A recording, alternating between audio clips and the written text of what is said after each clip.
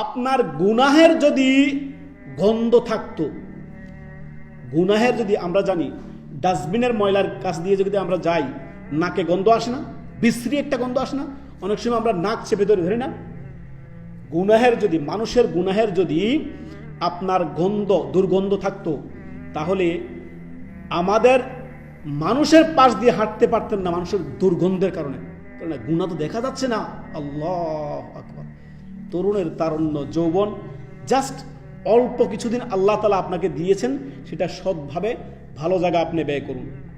যুবকদের উদ্দেশ্যে রাসূলুল্লাহ সাল্লাল্লাহু আলাইহি ওয়াসাল্লাম বলেছেন, ইয়া মাশারাশ শাবাব, হে যুবকদের দল, তোমাদের মধ্যে যাদের সামর্থ্য রয়েছে, তোমাদের কি রয়েছে, সামর্থ্যবান, তোমরা বিবাহ শাদী করে নাও। আর যদি সামর্থ্য না থাকে, তোমরা কি করো, সিয়াম পালন করে তোমরা ধৈর্য ধারণ করো।